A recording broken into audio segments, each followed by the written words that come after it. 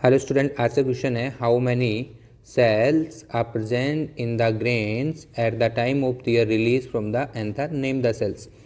देखो बच्चों, हमको इसमें याद रखना है कि अगर मैं बात करूं इन एंजियोस्पर्मिक प्लांट, इन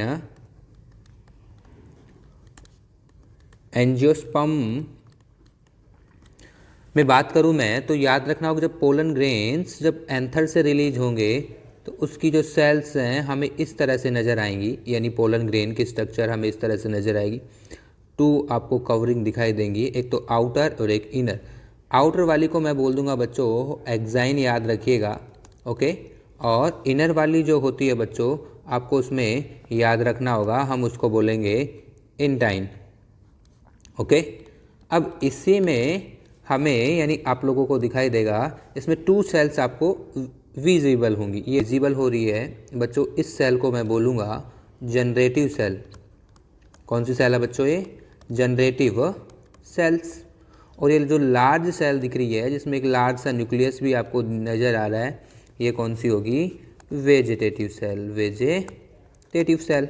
अब सुनना इसमें, तो आपको कितनी सेल विजिबल हैं याद रखना, टू सेल्स। कितनी सेल्स विजिबल है बच्चों? टू सेल आपको दिखाई देंगे। इन टू सेल स्टेज में अगर मैं इसे बोलूं, याद रख, जिसमें वन तो कौन है? वन मैंने बोला कौन सी? Vegetative cell, and second generative cell.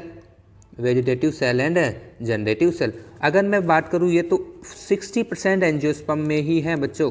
अगर मैं बात करूं बाकी एंजियोस्पर्म, 40% जो एंजियोस्पर्म हो गए, उसमें आपको याद रखना है कि उनमें 3 सेल स्टेज आपको दिखाई देगी। सर वो कैसे? सुनिएगा।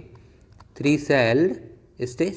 अब इसमें क्या होगा कि ये जो वेजिटेटिव सेल है वो तो अभी भी ऐसे, लेकिन जो जनरेटिव जो सेल है ये हमारे पास ये क्या बना लेगी? 2 मेल गैमेट।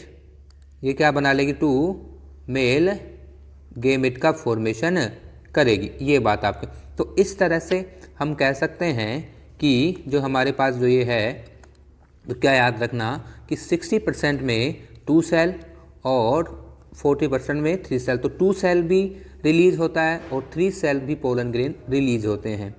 Thank you.